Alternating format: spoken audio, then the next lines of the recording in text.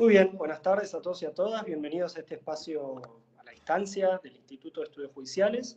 Esta tarde tenemos para compartir con ustedes esta charla sobre la tutela colectiva de derechos individuales homogéneos, que va a estar a cargo del doctor Leandro Giannini.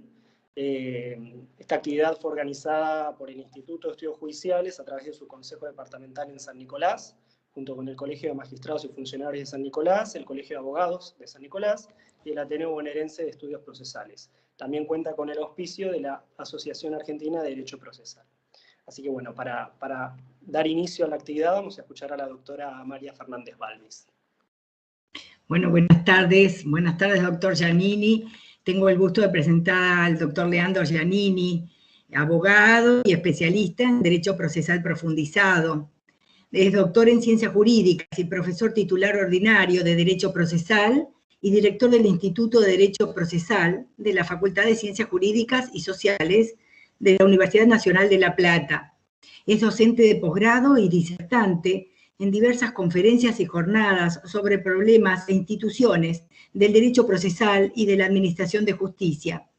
En la faz profesional se desempeñó como relator letrado de la Suprema Corte de Justicia de la Provincia de Buenos Aires entre los años 2003 y 2010, y actualmente es árbitro del Tribunal de Arbitraje Internacional del Colegio de Abogados de La Plata y abogado en ejercicio.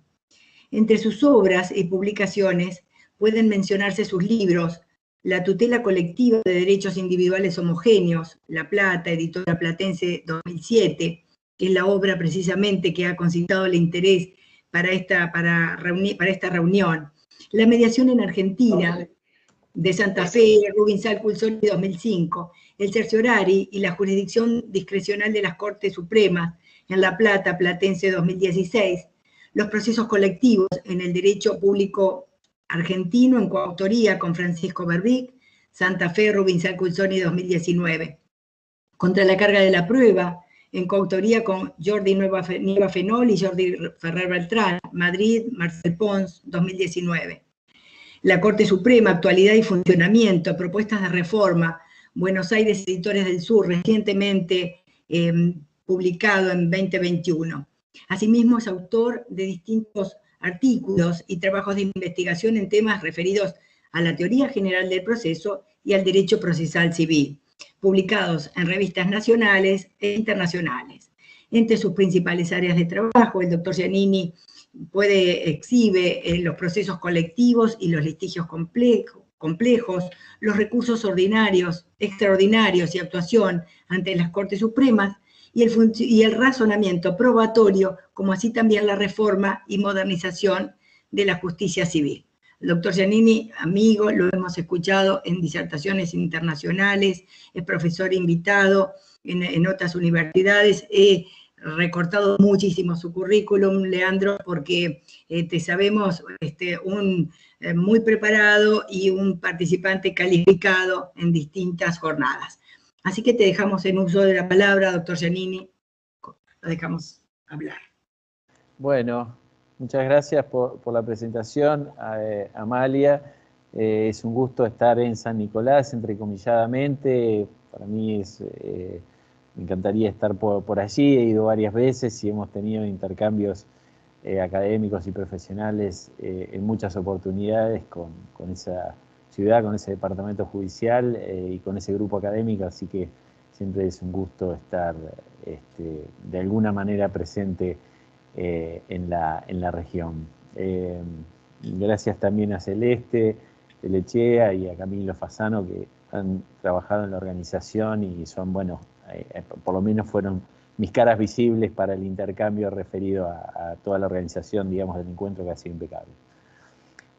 La propuesta que me hizo la doctora Fernández Balvis es trabajar una hora sobre contenidos fundamentales relacionados con la tutela colectiva de derechos individuales homogéneos y hacer allí una apertura a preguntas que dejo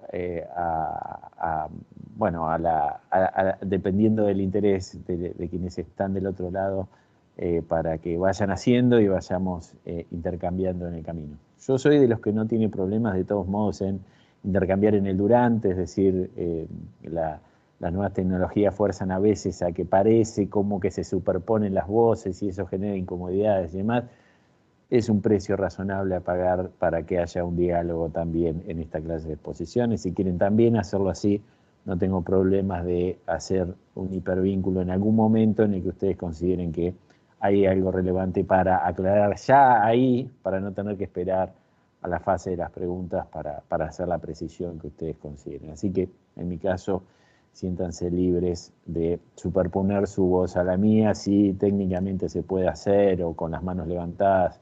El equipo de coordinación seguramente va a estar detrás de ese tipo de intervenciones.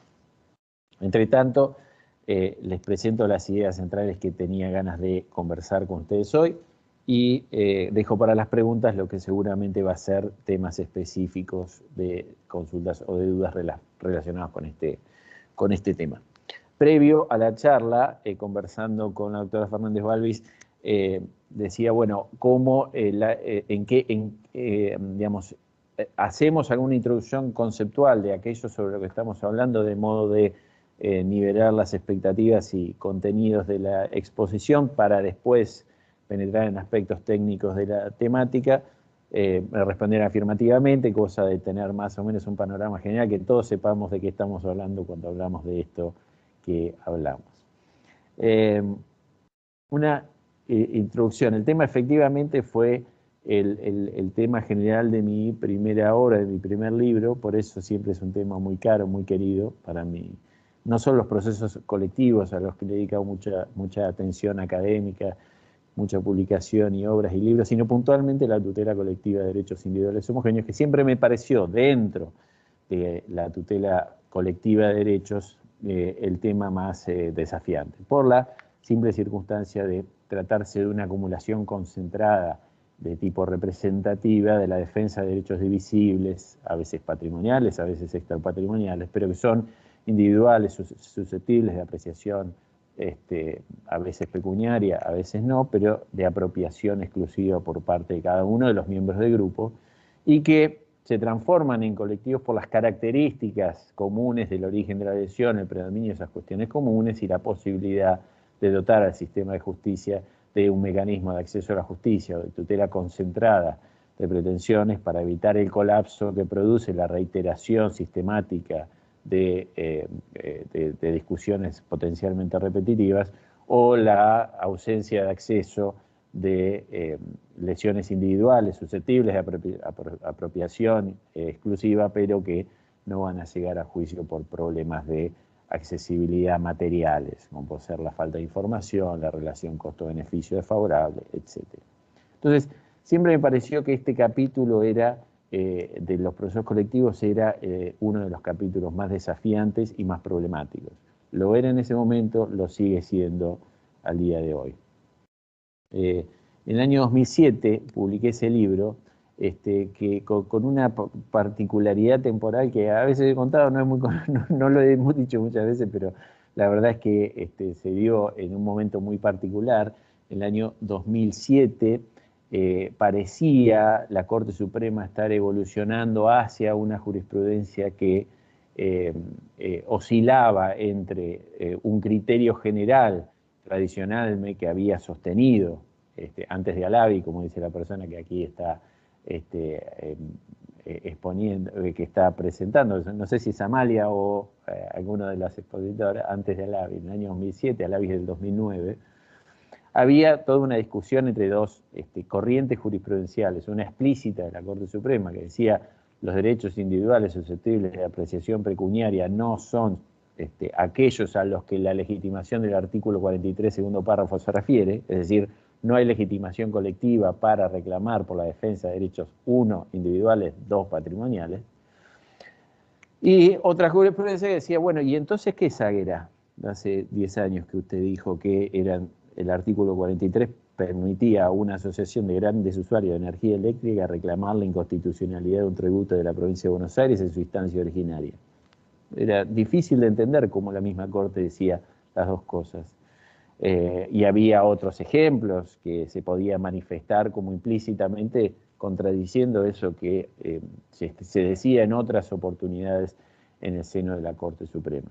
y las disidencias que empezaban a sostenerse explícitamente haciendo referencia a derechos de estas características, individuales homogéneos, como pertenecientes a la categoría de conflictos susceptibles de reclamarse, debatirse y decidirse colectivamente, aquellas primeras disidencias de Lorenzetti, Zaffaroni, en distintos casos que fueron en 2006 especialmente pronunciándose. Pero ya había Aguera, había Asociación Bengalensis por mayoría y hasta por unanimidad, diciéndose, bueno, eran derechos individuales, personas que decían patrimonialmente, Aguera, o extrapatrimonialmente, personas que querían una medicación o un tratamiento por padecer de HIV y pretendían la entrega del tratamiento gratuito, era una absoluta apreciación exclusiva en el sentido que no había indivisibilidad. Si a mí me lo daban, podía ser que a otro no se lo den, y por lo tanto era divisible, extrapatrimonial, tutela de derechos fundamentales, pero divisibles.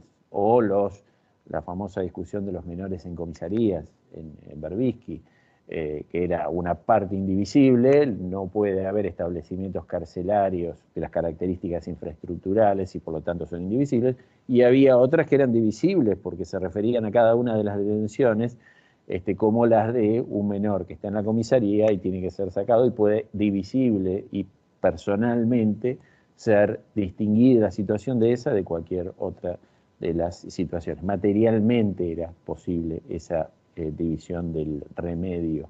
Entonces había derechos individuales homogéneos que estaban siendo reconocidos, pero había una jurisprudencia en paralelo también que decía esto. Entonces yo en ese libro lo que sostuve era la tesis de que la jurisprudencia evolucionaba hacia lo que iba a ser finalmente el reconocimiento de una legitimación colectiva para la defensa de derechos individuales homogéneos, es decir, pertenecientes a una pluralidad relevante de personas con carácter divisible entre los distintos miembros del grupo. Después vamos a entrar un poquito más sobre eso, pero déjenme terminar la anécdota diciendo, el libro se publicó en fines de junio de 2007, el 26 de junio de 2007, la Corte Suprema dicta el fallo Defensoría del Pueblo de la Nación, destruyendo directamente la tesis que venía a sostener. ¿Por qué? Porque la Corte aplicó a los corralitos, era el caso colectivo del corralito, ¿no? Era el defensor del pueblo defendiendo a los usuarios del servicio financiero a los que le habían especificado sus imposiciones bancarias, para decirlo brevemente. Entonces, esa situación que había generado una multiplicación exponencial de causas, dábamos vuelta para dejar nota a los tribunales federales de Capital Federal y de las jurisdicciones más concurridas, 274.000 demandas promovidas en 2 meses, una cosa descomunal, todos ustedes lo recordarán. Y la Corte Suprema aplicó en ese caso, cuando llegó a la Corte, la Cámara había hecho lugar al amparo colectivo y la Corte dijo, no, este es un derecho patrimonial individual y por lo tanto no está amparado por el 43. Con lo cual dije, bueno, este libro quedó para el arcón de los recuerdos porque en definitiva pasaba a ser una obra especulativa sobre algo que no se dio, o una opinión crítica sobre la jurisprudencia restrictiva y una postulación de una necesidad de una jurisprudencia diversa, pero no era una buena predicción sobre lo que iba a pasar. Entonces dije, bueno, este libro quedó condenado a ese ostracismo, ¿no? al análisis especulativo de un procesalista de La Plata sobre lo que debería ser la legitimación del 43. Suerte, y si no fuera por Alavi a los 2 años, el libro no habría tenido ninguna, creo yo, trascendencia. Pero a los 2 años, cuando Alavi tiene lugar, esa tesis directamente, la tesis sostenida en el libro, en la gran mayoría de sus postulados se transforma en la doctrina de la Corte Suprema de Justicia de la Nación, haciendo que por lo menos no quede condenado al fracaso editorial una obra de esas características. Entonces, para ponernos en tema, ya más o menos anticipé de qué me refiero, a qué me quise referir en ese momento y a qué nos referimos cuando hablamos de la tutela colectiva de derechos individuales homogéneos. Estamos hablando de una especie de proceso colectivo, ¿sí? El proceso colectivo entendido como el proceso que tiene por objeto la defensa de derechos de incidencia colectiva en la expresión feliz, a mi juicio, expresión del artículo 43, segunda parte de la Constitución Nacional, y que estos derechos serían algo así como los pertenecientes a una pluralidad relevante de personas, pertenecientes divisible o indivisiblemente a una pluralidad relevante de personas, caracterizados por su carácter representativo, es decir, por la adjudicación de la atribución de una persona integrante del grupo o una persona que ni siquiera lo integra, no es de esos que son titulares de esos derechos, para defender en juicio esa clase de prerrogativas, en condiciones en las que, si bien existe un origen común, comunidad de la controversia, no es posible solucionar este problema o esta lesión de derechos a esta pluralidad relevante de personas, acudiendo a los mecanismos tradicionales de enjuiciamiento de procesos con partes múltiples. Esta es una definición un poco compleja, pero básicamente tiene tres cosas, ¿sí? Somos muchos, discutimos por lo mismo, y adjudicamos a una persona la capacidad de representar los miembros del grupo, ¿no? Sin que esos miembros del grupo lo hayan autorizado para hacerlo o sin que siquiera lo conozcan, o a veces hasta que estén en desacuerdo con que lo representen, ¿no? Aún así se le adjudica a esa persona la capacidad de autonominarse como miembro del grupo. Entonces se dan esas tres características, después vamos a ver los requisitos, etcétera, pero en general tenemos un proceso colectivo cuando estamos discutiendo la situación de muchos que tienen un problema de origen común y lo discutimos asignándole a una persona la atribución de autonominarse como representante de los intereses o derechos de ese grupo.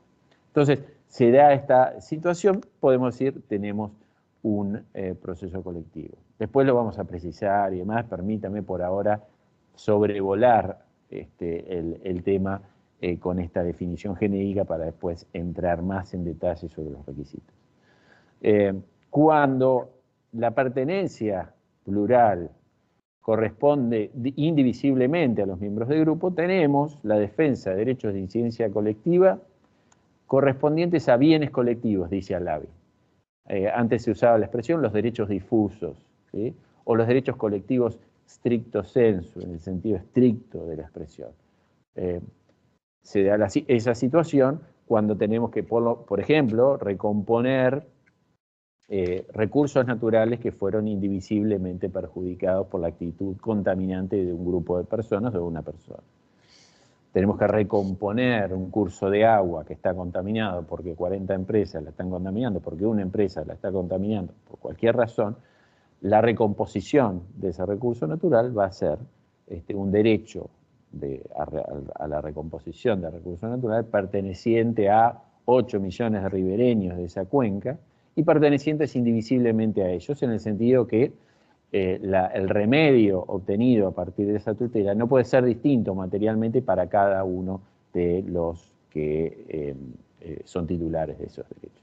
¿Sí? Entonces, si 6 millones de ribereños de Matanza de Riachuelo tienen un problema que es la contaminación del riachuelo, que demande uno la remediación, eso implica materialmente que si obtiene un resultado favorable, esa remediación va a tener eficacia práctica para los 8 millones y que si no la tiene, va a tener ausencia de eficacia práctica para esos 8 millones. Y el hecho de que Leandro Giannini, cuando va a dar clase a Buenos Aires, pasa por el riachuelo y respira sus efluvios, el hecho de que no haya sido parte de ese proceso no puede significar algo relevante en términos de repercusiones prácticas de la tutela o del remedio obtenido.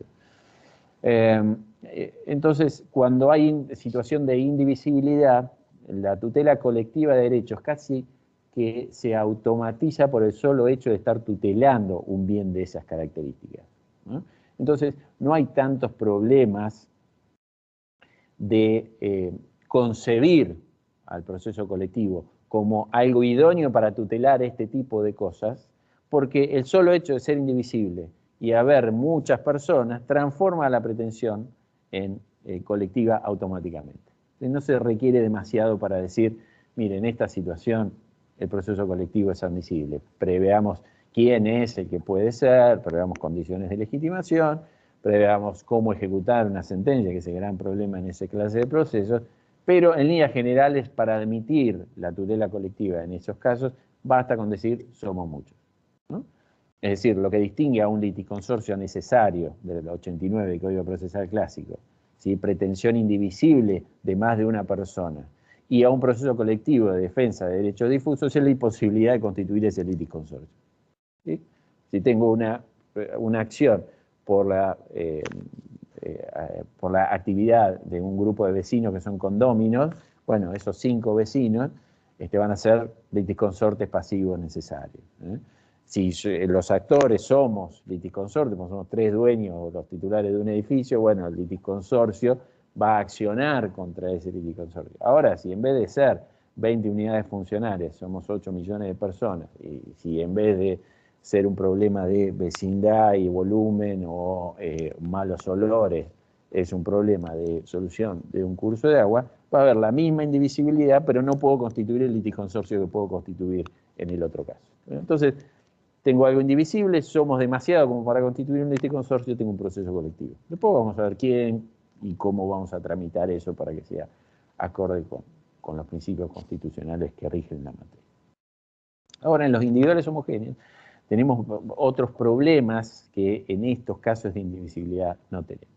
Entonces, cuando la pertenencia es divisible, es decir, cuando es posible una solución materialmente distinta para cada uno de los miembros del grupo, sin que eso afecte principio lógico alguno, entonces tenemos tutela colectiva de derechos individuales homogéneos, o como se dice en Brasil, tutela de derechos individuales de modo colectivo. Y ahí empiezan los problemas específicos de esta tutela.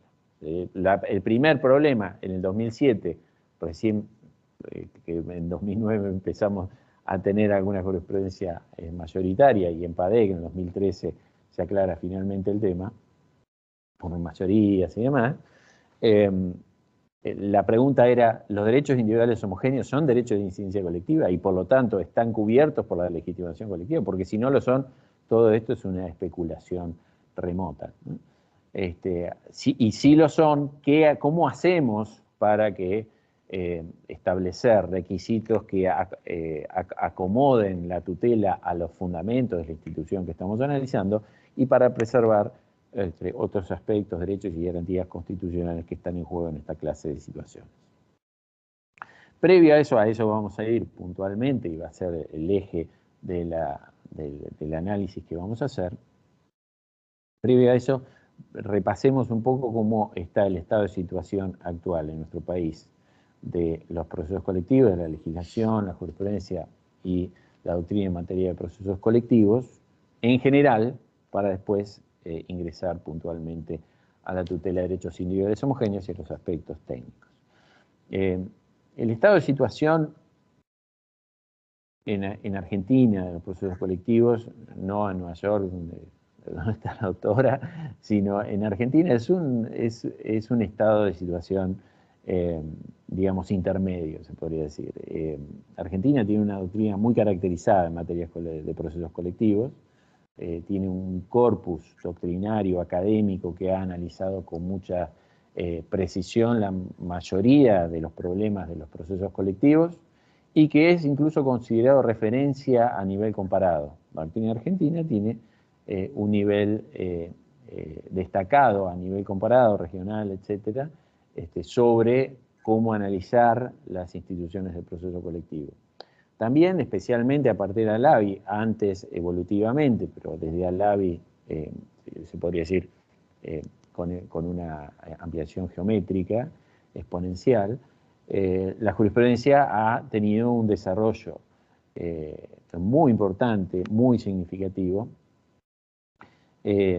a la hora de determinar o tratar de ponderar caso a caso cómo resolver los principales inconvenientes que produce esta característica central del proceso colectivo, que es que una persona diga yo represento a todos, ¿no?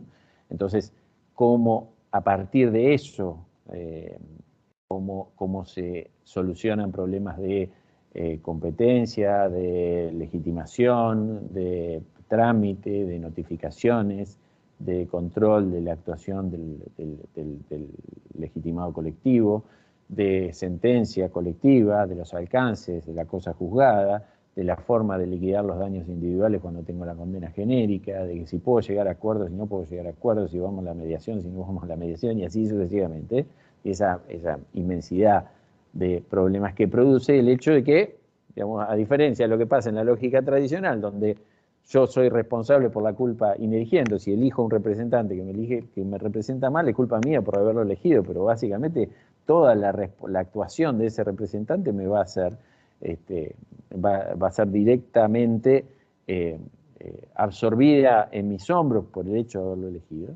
Acá, como no lo elegí, no puedo tener esa absorción inmediata de esos efectos, entonces tengo que construir mecanismos para que esta herramienta sea efectiva, es decir, logre esos objetivos, pero de una manera que sea proporcional a la limitación que también producen en términos de debido proceso, autonomía, etcétera, para los integrantes del grupo.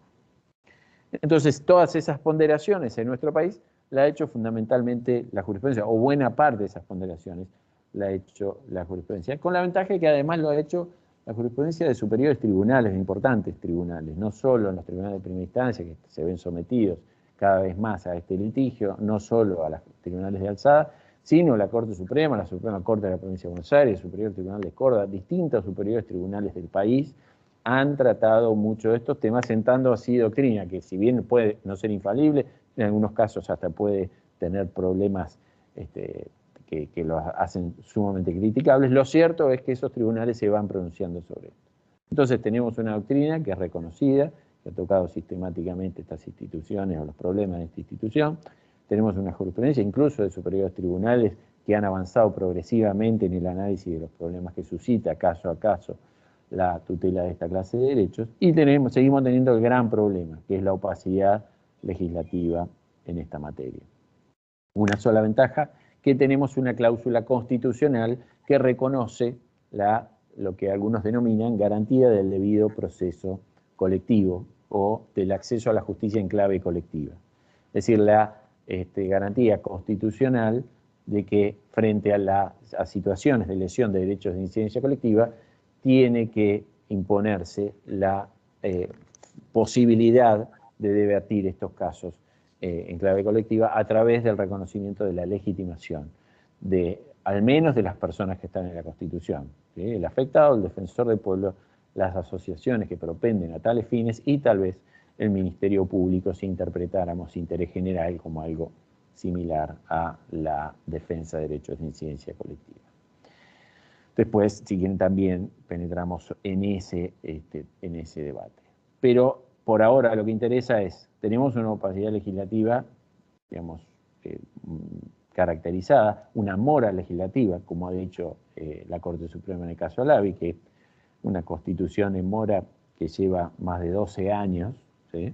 Los intereses que deben haber corrido en contra del legislador ni les cuento, pero como no es una obligación dineraria, aparentemente el legislador no se siente muy comprometido a tener que salir de este estado de mora en el que la Corte Suprema lo constituyó en marzo del 2009. Pero hay una cláusula constitucional. ¿Eso qué significa? Que en términos de Siri, ¿se acuerdan la famosa argumentación de Siri? El hecho de que un derecho de garantía estén reconocidos en la Constitución tiene un valor determinante en términos de que el silencio del legislador no puede ser considerado un obstáculo para la vigencia y tutela de esa clase de prerrogativas, porque de lo contrario se daría una paradoja, que es que el legislador tendría más poder que el constituyente para omitir reglamentar un derecho y de esa manera hacer que ese derecho pierda toda eficacia. Entonces, los derechos y garantías reconocidos en la Constitución no pueden estar condicionados a que el legislador haga su trabajo. Entonces, si no lo hace, hay que solucionar esa omisión previendo las condiciones de acceso pertinentes. En aquellos años los hizo introduciendo el amparo en la vida constitucional argentina sin ley que lo habilite. En el 2009 lo hizo introduciendo el proceso colectivo sin una vía legislativa que así lo permita. Pero la lógica es la misma. El hecho de tener algo en la Constitución, que por supuesto es una cláusula que habla, uno, del amparo y dos, que solo se refiere a la legitimación. La mayoría de los procesos colectivos no tramitan a través del amparo porque tienen cierta complejidad que hacen que el amparo habitualmente, no siempre, no infaliblemente, pero habitualmente no sea una vía idónea para su defensa, y además solo se concentra la Constitución en el tema de la legitimación. ¿Quién puede atribuirse ese derecho? Pero no resuelve todos los demás problemas que se derivan de que alguien pueda hacer o tener esta atribución. El cuadro de mora legislativa no es total, pero es suficientemente grave como para que tenga que insistirse en la necesidad de que el legislador salga definitivamente de esa situación. Al día de hoy, la legislación toca pocas instituciones y lo hace aisladamente por materias, ¿sí? Y con el agravante además que del modo aislado que lo trata, muchas veces son unas maneras incongruentes entre sí sin razón alguna que lo justifique. Es decir, hay en distintas provincias, en la órbita federal, sí, hay algunas leyes que tratan instituciones del proceso colectivo. Hay leyes como la 13928 en la provincia que trata algunos aspectos del amparo colectivo. Hay leyes federales y provinciales de defensa del ambiente, la 11723 en la provincia, la 25.675, la Ley General del Ambiente en Nación, la Ley de Defensa del Consumidor, la 24240 y sus modificatorias, la 13133, el Código Provincial de Implementación de Derechos de Usuarios y Consumidores. Es decir, hay normas, hay algunas normas que tratan algunas cosas, tratan típicamente la legitimación, tratan la cosa juzgada, en algunos casos tratan algunas cositas más en el medio, pero lo hacen por materias y siempre despiertan la pregunta de si yo puedo utilizar la Ley de Defensa del Consumidor y las normas de opt-out, de derecho a autoexclusión, en una causa ambiental, o si lo puedo hacer en una causa de derechos económicos, sociales y culturales que no tramitan por el amparo y así sucesivamente. Entonces, las preguntas siempre son las mismas y son la derivación de que el legislador legisló poco y lo hizo aisladamente por materias. Y el agravante, que en esas materias, por ejemplo, nos dice que la cosa juzgada colectiva ambiental es de un determinado modo y la de defensa del consumidor es de otro determinado modo y la del amparo es de otro modo. Entonces, es imposible saber qué tipo de cosa juzgada colectiva tiene la Argentina. Si alguien pregunta, viene desde afuera, como han varios académicos han venido a dictar conferencias en nuestro país, y la pregunta que uno siempre se hace, con la que empieza en general, es ¿qué tipo de cosa juzgada colectiva tiene tu sistema de cosas de class actions, de acciones colectivas y demás? Porque a partir de ahí ya me puedo automatizar todo para atrás, ¿sí? Si tengo una cosa juzgada que es a favor y en contra, bueno, seguramente voy a tener que tener ciertos recaudos para asegurarme que esa cosa juzgada, en caso de resultar desfavorable a los miembros del grupo, no vulnere la garantía del debido proceso. Entonces, en general, cómo se estudia el proceso colectivo, comparativamente, cuando cualquiera de nosotros va a otro país, empieza diciendo cómo es la cosa juzgada colectiva en tu país. Y de ahí se remonta para atrás para saber que si la cosa juzgada colectiva nunca va a afectar a los miembros del grupo, entonces puede ser más flexible la legitimación, la representatividad adecuada, la notificación, la competencia, etc. Porque nunca los miembros del grupo se van a ver vinculados. Si en cambio se van a ver vinculados desfavorablemente, voy a tener que tener otra legitimación, otra representatividad, otra notificación, otras condiciones para llegar a acuerdos, otras reglas de mediación, de arbitraje, etcétera, etcétera. ¿Sí? ¿Todo por qué? Y porque la cosa es jugada distinta. Entonces, alguien viene acá y nos pregunta ¿cómo es la cosa juzgada? Y uno tendría que decir, bueno, es todo un tema. Tendría que empezar diciendo, mire, en materia ambiental, el segundo mediante probación. En el amparo de la provincia de Buenos Aires es determinado modo. La Ley Nacional de Amparo no dice nada. La Ley de Defensa del Consumidor de Nación tiene la peor fórmula posible porque no se entiende qué quiere decir y algunos creen que dice una cosa, algunos creemos que dice otra cosa porque guardó silencio, etc. Entonces, y tenemos algunas regulaciones que pueden ser un poquito más aceptables en algunas materias, en algunas provincias. Entonces, hay problemas en ese sentido. Los problemas son muy serios. Existen proyectos de todo tipo, en nación, en provincia. El último en provincia, ustedes lo conocen, hace un mes se presentó un anteproyecto de Código Procesal Civil y Comercial en la provincia de Buenos Aires. Ese anteproyecto tiene incorporadas reglas sobre procesos colectivos, varias de ellas, que si quieren después vamos comentando. y que, bueno, pueden ser muy valiosas en Provincia de Buenos Aires para salir de este cuadro de omisión o mora legislativa. Con un problema muy serio, creo yo, de ese anteproyecto, que es que limita la aplicación supletoria de Código Procesal de Familia, Civil y Comercial al ámbito del contencioso administrativo. ¿Sí? Tiene una norma de vigencia temporal al final que prácticamente a mi juicio termina destruyendo la esencia y los fundamentos mismos de la reforma que se pretende aprobar.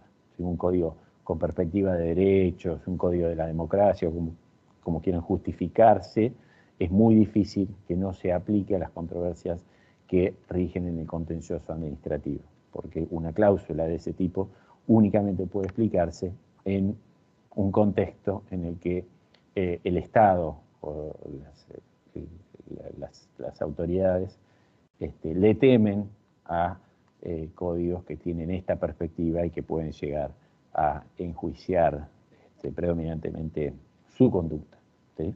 El 50% de los procesos registrados en el registro de procesos de incidencia colectiva de la provincia de Buenos Aires son de fuero contencioso administrativo. Y cuando uno va a las materias que el registro tiene inscriptas, yo le diría que el 100% de esas materias se refieren a aspectos regulados por el derecho administrativo, servicios públicos, previsional, contencioso puro, ¿sí? Empleo público, etcétera, etcétera.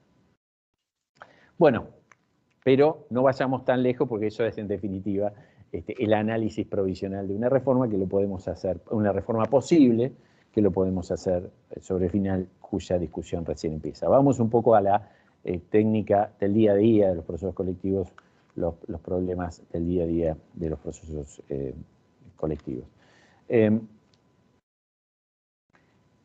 Un tema central en la tutela de derechos individuales homogéneos en nuestro país es el problema de la admisibilidad. ¿Sí? Cuando a un abogado o a un tribunal se le presenta el problema, ¿sí? de llevar en clave colectiva un caso o decidir en clave colectiva y admitir, lo primero que va a hacer es analizar si esto es posible y cuáles son las condiciones para hacerlo. Esto es elemental, lo piensa uno también cuando provee un juicio ejecutivo. ¿Sí? Tengo las condiciones, tengo el título, tengo una obligación líquida, de dar suma de dinero o no la tengo los presupuestos. Bueno, esto pasa lo mismo con el amparo y pasa lo mismo con los procesos colectivos. El tema de la admisibilidad de este tipo de pretensiones, únicamente en los procesos colectivos, es que tiene ciertos componentes de indeterminación que son particularmente problemáticos en la práctica. Y algunas opacidades o errores directamente que precedentes relevantes como Alavi todavía sostienen a la hora de determinar cuáles son las condiciones de admisibilidad de esta clase de procesos. Antes de entrar en el análisis puntual de ellos, de esos requisitos, que es, creo yo, la clave técnica fundamental, sabiendo eso, uno está en condiciones de decir, digamos, uno conoce bien los requisitos de admisibilidad y cómo funcionan en la práctica, le diría que tienen la mitad de la carrera recorrida, porque todo lo demás muchas veces es aplicación ponderativa de esos aspectos que se tuvieron en cuenta al momento de la admisibilidad, que son respuestas instrumentales a esos problemas.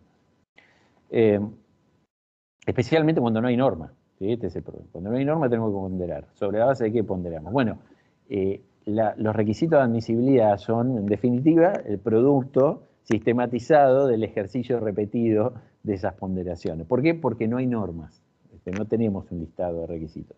Entonces, el ejercicio ponderativo sistemático, especialmente de superiores tribunales, son los que nos muestran, nos ponen en evidencia cuáles son esos recaudos. Ahora, les decía, previo, ¿cómo uno piensa los recaudos? ¿Por qué surge ponderativamente? Porque no hay norma, sí, pero que no hay norma, ¿quiere decir que pudimos hacer cualquier cosa para definirlo? No, tratamos de ponderarlo sobre la base de fundamentalmente dos cosas. Así como en el juicio ejecutivo decimos, bueno, si queremos celeridad para el cobro de los créditos dinerarios, bueno, voy a poner presupuesto sustancial que sea una obligación líquida de dar suma de dinero, y presupuesto formal que sea uno de estos títulos, ¿no?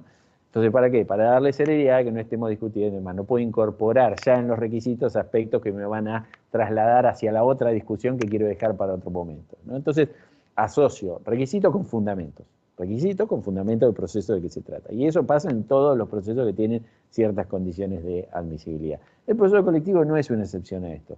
Se tienen que prever requisitos que permitan al proceso colectivo cumplir sus objetivos. Esto es una obviedad. Primero. Y después, lo que en general se contempla es una serie de requisitos para que al cumplir esos objetivos, al maximizar esos objetivos, no se vulneren otras garantías constitucionalmente reconocidas. Entonces eso nos lleva a reflexionar previamente sobre, muy brevemente, sobre por qué y cuáles son los fundamentos del proceso colectivo, para ver y para después analizar críticamente si los requisitos están bien, 1, concebidos y 2, aplicados. Los procesos colectivos, y especialmente los referidos a la tutela de derechos individuales homogéneos, cumplen básicamente 2 funciones. Hay muchos, digamos, hay capítulos enteros de muchas páginas, de libros incluso escritas, algunas yo mismo he cometido tal vez el desvarío de hablar mucho sobre este tema, que es cuáles son los fundamentos del proceso colectivo, cuáles son las razones, los objetivos que se buscan con esta institución. Pero básicamente, para sintetizarlo, se buscan 2 cosas, ¿sí? Acceso a la justicia y eficiencia o economía procesal, ¿no? Es decir, se busca acceso de pretensiones que tal vez si no se litigaran en clave colectiva no tendrían su día en la justicia, porque por obstáculos materiales como la relación costo-beneficio, ya vimos, desfavorable del ejercicio individual, ¿sí? Ir a juicio individualmente me cuesta más que obtener que el beneficio que voy a obtener a consecuencia de haberlo hecho, de relación costo-beneficio económico. Pero muchas veces no tiene que ver con la relación costo-beneficio económico, sino muchas veces con deficiencias de información que podemos tener muchas personas que tenemos un daño muy significativo, ¿sí? Hay personas cuyo daño, el daño que van a reclamar, puede ser el producto de una lesión por ser vecinos de una fábrica que tiene una práctica contaminante que afecta a la salud de todo el barrio lindero, y hay personas que pueden haber perdido a sus hijos, haber tenido problemas de salud irrecuperables con los que lidian toda su vida y los sufren y lo padecen. Y el daño que produce eso, como todos sabemos, es un daño muy significativo. Pero hay problemas para saber concretamente cuál es la relación causal y el origen. ¿Por qué mi hijo tiene problemas respiratorios que a 14 cuadras de acá no se tienen? ¿Y por qué también lo tiene él y él? ¿Sí? ¿Es el producto de esto o es el producto de otra cosa? Entonces, cuando voy y le toco el timbre a la fábrica, no me van a dejar entrar para ver qué es lo que están haciendo ahí. Entonces, hay problemas de acceso a la información, problemas culturales, sociales, económicos, y problemas de acceso a la información, que también son los problemas centrales de acceso en clave individual a la tutela de derechos. Entonces, acceso a la justicia, primero; concentración, eficiencia, economía procesal, segundo, ¿sí? Al concentrar una multiplicidad de acciones que, si tramitaran individualmente, colapsarían el sistema de justicia, dilatarían la resolución final del pleito y consecuentemente afectarían el adecuado funcionamiento del sistema judicial, del Poder Judicial, del sistema de justicia en su conjunto, el proceso colectivo viene a solucionar, por lo menos mitigar ese problema, concentrando la discusión de las cuestiones comunes en una causa o en unas pocas causas que terminen con una sentencia que se expanda grupalmente a todos los que tienen el mismo problema. Entonces, 1, acceso; 2, eficiencia o economía procesal. Por supuesto que a partir de estas finalidades, accesibilidad y economía, a partir de estas finalidades se proyectan otros objetivos. Es decir, logrando esto, ¿sí?, se obtienen otros objetivos que son todos los que llevan tantas páginas a desarrollar y analizar, ¿sí? Al dar, por ejemplo, eficiencia, favorezco la igualdad de trato ante la ley. ¿Por qué? Porque evito la posibilidad, que siempre existe, por más que haya acumulaciones posibles y el código trate de evitarlas, siempre se puede dar que en distintas jurisdicciones, en distintos departamentos judiciales, en distintos tribunales, con alzadas no comunes o con alzadas comunes que no tienen un mismo criterio consigo misma, etcétera, puede llegar a haber soluciones contradictorias y al concentrar la discusión obtengo mejores resultados en términos de tratamiento igualitario ante la ley. Y la igualdad también se obtiene con el acceso a la justicia. Naturalmente, el acceso a la justicia se preocupa por quebrar los obstáculos materiales para obtener tutela de derechos. Con lo cual, la finalidad del acceso a la justicia también, de otra manera, beneficia la igualdad ante la ley. También el obtener acceso a la justicia genera ciertos estímulos que producen mayor efectividad del derecho material, no del proceso, del derecho material. ¿Sí? ¿Por qué? Porque cuando hay problemas de acceso al reclamo de derechos individualmente, por ejemplo, imagínense, el típico ejemplo es la relación costo-beneficio desfavorable. ¿Sí? Si a mí me va a salir voy a obtener 1.000 pesos, 2.000 pesos, 3.000 pesos, y el abogado ya contratarlo para que haga la demanda me va a salir 12.000 pesos, digamos, empiezo menos 7. ¿No? Y entonces, consecuentemente, esa clase de acciones que no se deducen estimulan una conducta en los agentes de productores masivos de daños que consiste en decidir, bueno, si yo quiero obtener un beneficio ilícito de 20 millones de pesos, y bueno, más vale que afecte a 20 millones de personas en 1 peso que a una sola persona en 20 millones de pesos. El beneficio ilícito es el mismo. Pasa que en un caso me voy a salir impune de eso y en el otro caso me van a contratar al mejor abogado y me van a hacer un agujero, ¿no? Entonces, la diferencia de estímulos que produce un mayor acceso de los 1 peso, los 100 pesos, los 1.000 pesos, cuando se concentra en un litigante especializado que tiene estímulo suficiente a partir de los resultados del proceso para averiguar, para indagar, para obtener pruebas y para discutir vigorosamente, probablemente el resultado de eso sea que la empresa, el Estado o quien sea el agente productor de daños masivos, piense, ¿qué hago en una situación así? Y si hay un proceso colectivo, puede pasar que esto me venga sobre mis hombros. Y por lo tanto, los americanos le llaman el efecto deterrence, ¿sí? Que es el efecto de estimular la conducta de respeto voluntario a la ley material, pero no por el altruismo de las personas que creen que respetar la ley es un valor. Eso puede pasar, pero por las consecuencias que puede tener faltarle el respeto a la disposición en cuestión. Entonces, genera efectividad del derecho material. Y es un producto de que tengan acceso a acciones que de otro modo no lo tendrían. Y hay otras. El acceso a la justicia produce participación ciudadana en el control de políticas públicas, etc. Es decir, hay entonces beneficios adicionales derivados de este reconocimiento. Pero básicamente todo es el producto de dar accesibilidad y eficiencia a través del proceso colectivo. Permítame solo una pausa que voy a servirme un vaso de agua para continuar, porque tengo la voz un poco tomada. Un segundito más. Perfecto, doctor Giannini. Mientras tanto, vamos introduciendo la pregunta, que nos explique cómo es el mecanismo del opt-in y opt-out.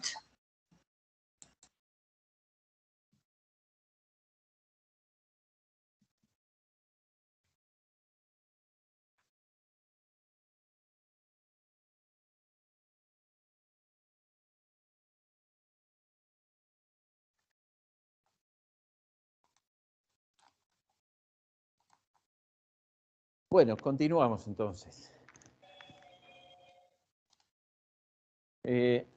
Diciendo, entonces tengo el mapa de los fundamentos, que son aquellos que voy a tener que maximizar, esos objetivos los voy a tener que maximizar, estableciendo requisitos que me permitan acceder debidamente a una medida, a un mecanismo que genere eficiencia, accesibilidad y todo lo que se deriva de ello. Entonces, lo primero que tengo que hacer es que los requisitos se orienten en ese sentido. Y en el caso de los procesos colectivos, por la característica representativa, es decir, por la característica esta de atribuir la posibilidad a una persona de representar a otro sin obtener su autorización previa, voy a tener que preservar otras garantías y no solo maximizar el acceso, maximizar la eficiencia, sino que al hacerlo lo haga de determinada manera que no vulnere otras garantías, como habitualmente sucede típicamente con el debido proceso. ¿Y cómo entonces se obtienen estas condiciones? En general, se obtienen, digamos, hay distintas formas en el derecho comparado de generar este balance, ¿sí? Entre maximizar las utilidades y evitar, o por lo menos mitigar ponderativamente, los daños a otras garantías. En líneas generales, hay mucho acuerdo sobre lo primero y menos acuerdo sobre lo segundo. Es decir, para optimizar el acceso a la justicia y la eficiencia, lo que en general se reclama es que sean muchos y discutan por lo mismo, como vimos previamente. Es decir, se reclaman requisitos como el origen común del daño o la existencia de cuestiones comunes de hecho o de derecho que deben predominar, ¿sí? Que es el requisito que en Estados Unidos se denomina de esa manera, el predominio de las cuestiones comunes sobre las individuales, en Brasil el origen común de la lesión, etc. Es decir, la comunidad de la controversia, para llamarlo de una manera. Después vamos a ver ejemplos de cómo eso lo estamos aplicando nosotros. La impracticabilidad del litisconsorcio, las dificultades en constituir un litisconsorcio, facultativo necesario según sea divisible o indivisible, la calidad de los derechos que están en juego, de las pretensiones. Eso se denomina numerosity, por ejemplo, para algunos autores que explican el sistema americano de la regla federal 23, ¿sí? O la joinder impracticability, la impracticabilidad del litisconsorcio, como lo quieran llamar. En definitiva, la pluralidad relevante de personas, como dice Alavi, y así sucesivamente. También es un mecanismo de accesibilidad prever reglas amplias de legitimación, ¿sí? Entre los requisitos, que los requisitos sean lo suficientemente amplios como para dar acceso. Argentina, en ese sentido, es un modelo destacable, es decir, la Constitución, el artículo 43, modula la legitimación de un modo amplio, generando la diversidad de estímulos que los distintos legitimados posibles de un proceso colectivo, en general, aseguran tener, ¿sí? Los legitimados públicos tienen en general presupuesto y calidad institucional para llegar a ciertos lugares que los legitimados privados no tienen. Los legitimados privados tienen estímulos distintos. El afectado tiene un particular interés muchas veces de, si no es un simulado afectado que está tratando de jugar con la camiseta del adversario, el afectado muchas veces tiene un interés muy especial en que él, su familia y su grupo cercano tengan tutela adecuada y efectiva de derechos. Los legitimados privados institucionales tienen una especial expertise y una agenda institucional que respalda sus antecedentes y además respalda públicamente la trayectoria y la necesidad de preservar esos derechos y demás. Es decir, que teniendo a todos posibilitados o habilitados para hacerlo, tengo en general la posibilidad de que todos ellos puedan convivir y que cada acción colectiva que requiere de ciertas particularidades de legitimación y de ciertos estímulos tenga en el derecho argentino una vía oportuna de acceso. Entonces, en ese sentido, Argentina tiene reglas de legitimación que son amplias, muy, en tal sentido, muy adecuadas para optimizar los fundamentos del proceso colectivo. Decía, las reglas que ahora vamos a ver puntualmente y específicamente y cómo se aplican en Argentina y demás, estamos bastante de acuerdo en cuáles son esas que optimizan, las que se asocian a los objetivos del proceso colectivo. En las que tenemos problemas son en las reglas o en los requisitos que tienden a preservar otras garantías distintas a la optimización de la legitimación colectiva del 43, sino otras garantías de la Constitución, como el debido proceso individual, es decir, el derecho a tener mi día en la Corte, no el día en la Corte a través del representante colectivo, o, como muchos insisten, el derecho de la autonomía y de la propiedad, especialmente importante en materia de derechos individuales homogéneos. Cuando la pretensión es divisible, ¿sí? Cuando la pretensión es indivisible, alguien que dice yo quiero hacer cesar o remediar un recurso natural contaminado, él mismo tiene un derecho que indivisiblemente me va a impactar. Y si yo quiero decir, no, yo no quiero que litiguen por eso, lo estoy privando a él de litigar por su derecho. En cambio, en los derechos divisibles, individuales homogéneos, alguien podría decir, no, mire, usted litigue por su parte del problema, por su indemnización, por su cláusula contractual que genera efectos en su contrato con la obra social, en su prestación médica, y eso, mientras que yo litigo por la mía. Entonces, si usted se mete en mi decisión de litigar o no litigar, está afectando la autonomía personal. Entonces, se da el problema del debido proceso. ¿Qué pasa si el otro pierde? Pues sería la pregunta clave en términos de debido proceso. Alguien que yo no autoricé litigó en mi representación. ¿Qué pasa si él pierde o no gana con la calidad suficiente para considerarme que me veo resarcido? Pregunta 1, asociada al debido proceso. Pregunta 2, sin importar qué pase, ¿alguien puede meterse en mi bolsillo y en mi decisión privada de litigar o no litigar sobre este tipo de derechos? Y si al hacerlo sin mi autorización no está de este modo vulnerando el principio de autonomía, el 19, el de propiedad, el 17 y así sucesivamente, ¿qué instrumentos preveo para las dos cosas? Ahí es donde están los problemas. Básicamente podríamos decir, en el derecho comparado se genera mucho el problema 1, el problema del debido proceso. ¿Por qué? Porque las soluciones son muy distintas. Básicamente ahí está aquello que me refería a empezar por la cosa juzgada para ver todo lo demás para atrás. Si tengo un sistema que yo quiero hacer muy eficiente, es decir, que en una discusión, en 10 discusiones resuelva todos los problemas asociados a un agente contaminante, a un producto riesgoso, a un servicio público, a una prestación de servicio público, a una cláusula abusiva de determinadas características, si quiero solucionarlo de una sola manera, de una vez y para siempre, entonces tengo que permitir que el tema se litigue una sola vez. Entonces se litiga la cosa juzgada. A favor, beneficia a todos; en contra, hace que todos los demás no puedan invocar la inoponibilidad de la cosa juzgada. Entonces dicen, ese resultado desfavorable también me vincula. Un sistema de esas características, conocido frecuentemente como de cosa juzgada a favor o en contra, cosa juzgada bilateral o cosa juzgada pro et contra, etc., es un sistema parecido al que rige en los Estados Unidos, con las salvedades que la jurisprudencia y después cierta legislación ha ido morigerando. Es decir, un sistema en general no va a ser nunca a favor y en contra, de modo tal que yo me vea perjudicado por el obrar del legitimado colectivo, aun cuando el legitimado colectivo haya actuado fraudulentamente, simuladamente, o no haya actuado, algo menos grave, de modo vigoroso o representando adecuadamente los intereses de las personas que estaban involucradas. Entonces, si tengo una cosa juzgada así, tengo que prever ciertas garantías antes. ¿Cuáles son esas garantías al estilo americano? Uno, exigir que quien se presente no solo sea miembro del grupo, o en nuestro caso afectado, o en nuestro caso asociación que propende esos fines registrada debidamente, o el defensor del pueblo si quieren, o el Ministerio Público. No basta con estar en el listado de legitimados. Hay que demostrar digamos, hay que demostrar que la defensa que voy a llevar en juicio de esos derechos va a ser lo suficientemente vigorosa, idónea.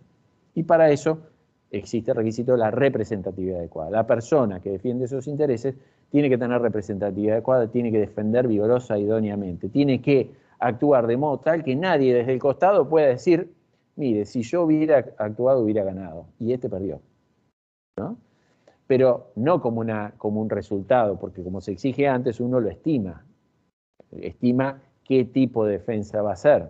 Entonces ya desde el inicio, los jueces en nuestro país, los tribunales, pueden exigir que la persona que se presente demuestre qué condiciones tiene para hacerlo. Algunas veces esa demostración será presumida, esa representatividad se presumirá, pero es una presunción iuris tantum. Se puede demostrar que, mire, usted tiene todos los antecedentes y pergaminos, pero la demanda que promovió no tiene o no demuestra ningún análisis serio y real de la controversia previa a promoverla. Por lo tanto, usted tiene lo que hay que tener para empezar, pero no tiene lo que hay que tener para seguir. Entonces, la representatividad adecuada, primera condición, después la analizamos cuáles son los factores, pero por ahora, primera condición para asociar una cosa juzgada a favor y en contra con con el respeto a la garantía del debido proceso. Y usted me dirá, bueno, pero eso no basta, porque lo que yo veo como representativo ahora puede ser que no lo sea, o que precisamente los más hábiles violadores seriales del debido proceso se presentan en juicio como los mejores candidatos a representar adecuadamente. Entonces esto puede pasar que sea, bueno, la representatividad se exige al inicio, se exige después. Además, voy a comunicar a todos los miembros del grupo de un modo razonable, dado las características de la controversia, que este proceso existe y que sus derechos están siendo representados. El requisito de la notificación, de la comunicación, ¿sí?, del proceso a los miembros del grupo. ¿Para qué? Para que esos miembros puedan hacer dos cosas. Presentarse y decir, no, él no me representa bien, yo voy a representar a los miembros del grupo. O él que es mejor, él no. ¿Sí? Entonces, análisis y cuestionamiento de la representación adecuada. Una vez que conozco que existe el proceso. Y dos, mire, no me interesa, yo me salgo. Derecho a autoexclusión. Entonces, ya la cosa juzgada nunca no va a ser oponible ni tampoco va a ser beneficiosa a mis intereses. Yo me salgo y hago mi demanda, en la medida que eso sea posible. En derechos individuales homogéneos, esa medida en general es posible. Porque son divisibles. Entonces yo puedo decir, yo me voy con mis 2 pesos a litigar al juzgado civil de San Nicolás. ¿Sí? Entonces mis 10 pesos no los reclama nadie. O mis $10, o $10.000, o lo que sea, yo lo voy a reclamar. Si gana, no gano, si pierde, no pierdo. Opt-out. Derecho a autoexclusión. Entonces, son condiciones establecidas y que son pesadas porque muchas veces hay que cumplir con muchas exigencias y publicar y hacer toda una serie de requisitos que se introducen a efectos de preservar el debido proceso de esas personas, de esos miembros del grupo que pueden decir yo me salgo o yo controlo la representatividad, lo sustituyo o digo quién es mejor. Todas estas son condiciones que se establecen, repito, para el debido proceso. Otros modelos pueden ir por otro lado. Pueden decir, no, mire, vamos a hacer que la cosa juzgada sea más flexible. Y de ese modo la parte inicial no es tan pesada. Entonces, la cosa juzgada va a ser útil cuando ganamos y cuando perdemos pierde solo el litigante colectivo. La acción colectiva no se puede volver a iniciar, pero los litigantes individuales pueden promover su demanda una vez que el legítimo colectivo perdió. Ese es el sistema conocido como de extensión expansiva de la cosa juzgada secundum eventum litis, hacia los individuos. ¿Sí? Eso no es lo mismo que la cosa juzgada secundum eventum litis. Significa expansión individual de los efectos de la sentencia colectiva secundum eventum litis según el resultado de la litis. Y no es un juego de palabras, digamos. Hay una diferencia entre las dos cosas. Ustedes se imaginarán, si no, no la voy a hacer tan larga, perder saliva y necesitar de agua nuevamente. La cosa juzgada secundum eventum litis pura, como tal, no parece existir en ningún modelo, salvo para algunos que interpretan que la Ley de Defensa del Consumidor dice eso en nuestro país, cosa que yo no creo que lo diga. Que sería así, si gana el legítimo colectivo, ganan todos, si pierde el legítimo colectivo, pierde solo él.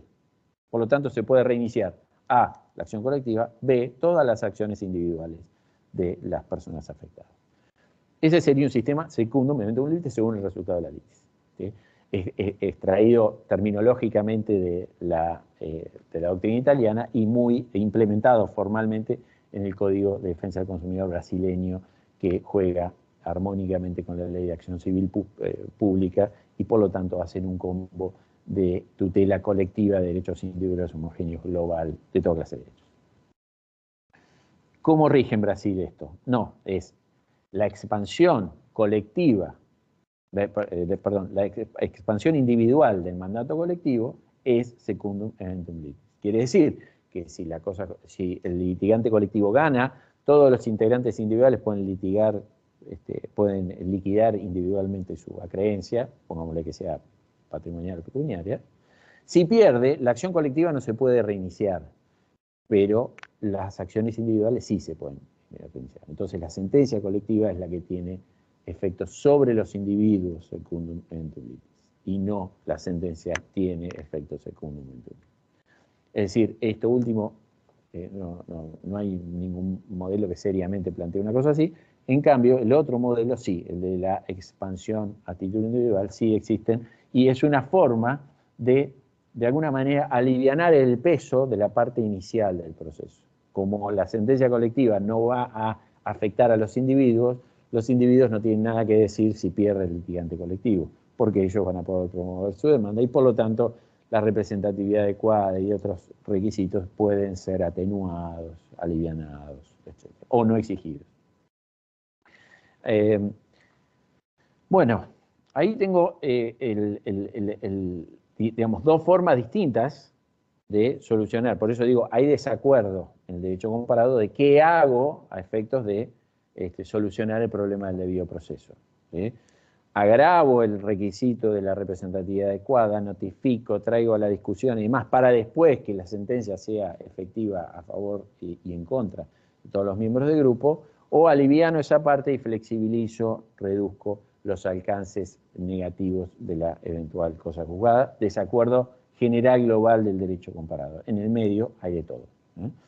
En Argentina, en el caso Alavi, la Corte Suprema no se pronunció explícitamente sobre los alcances de la cosa juzgada de las acciones de clase que estaba reconociendo mayoritariamente como existentes en nuestro país. Pero sí dijo que la representatividad adecuada sería una de las condiciones a exigir dentro del análisis de la legitimación de las personas que están identificadas, con lo cual se inclina hacia un modelo en el que la persona que se autonomina como representante de los miembros del grupo no basta con que esté legitimado estáticamente, sino que además va a ser controlado por los tribunales respecto del ejercicio concreto que de esa legitimación y de la idoneidad de esa representación se hace en cada caso concreto. Es una opción modélica, falta todavía algo más en la definición de la cosa juzgada, que como les dije, el problema general es que tenemos distintas soluciones en las leyes. Tenemos la ley ambiental con un sistema de cosa juzgada según el resultado de la prueba, secundum eventum probationem, en el latinazgo utilizado por estas lides. Si gana, ganamos todos. Si pierde por insuficiencia de pruebas, se puede reiniciar el proceso aportando esas pruebas. Y si pierde por otras razones, no dice nada. Lo cual llegaría a la conclusión de que hace cosa juzgada, perder por otras razones. Ahora, fíjense, yo creo que en ausencia de una norma clara sobre este punto, uno podría perfectamente construir una regla según la cual la cosa juzgada es vinculante a favor y en contra, salvo que alguien demuestre que el ejercicio de la legitimación que tuvo lugar en el caso concreto fue inadecuado. Es decir, que no hubo representatividad adecuada y la persona que lo está denunciando no tuvo oportunidad suficiente de denunciarlo en el primer proceso. Es decir, no fue convocada adecuadamente o no fue comunicada adecuadamente la existencia del proceso y a consecuencia de eso yo no pude controlar la representación y además de que no la pude controlar, fue inadecuada. Es decir, se dan muchas condiciones, pero aún en ausencia de norma específica, yo creo que existe la posibilidad de invocar esa causal, porque de otra manera el proceso colectivo se transformaría en un instrumento potencial de lesión del debido proceso individual. ¿Es razonable la restricción a que yo no pueda litigar nuevamente? Sí, en la medida que el otro haya litigado correcta o adecuadamente. Esa idea está plasmada en jurisprudencia mitad del siglo XX, Hansberry versus Lee de la Suprema Corte de los Estados Unidos, creo yo que es perfectamente trasladable a nuestro medio. La condición por la cual se puede tener una eficacia negativa de la cosa juzgada colectiva es que esa persona haya litigado correctamente, idóneamente, etc. Eso no es resultado. No significa que si gana hay representación adecuada y si pierde hay representación inadecuada. No, la pregunta es ¿por qué perdió? Esa pregunta puntual hay que hacerla. Entonces, creo que el juego se puede hacer en esos términos, se puede exigir representatividad adecuada, yo creo que además se debe de oficio exigir representatividad adecuada, demostración de la representatividad adecuada, por más que en ciertas circunstancias se pueda presumir que esa representación existe si hay controles previos para las personas que se están autonominando como tales. Pero esa presunción siempre va a ser iuris tantum. Si no, el proceso colectivo se puede transformar en una herramienta inconstitucional de lesión del debido proceso en clave individual.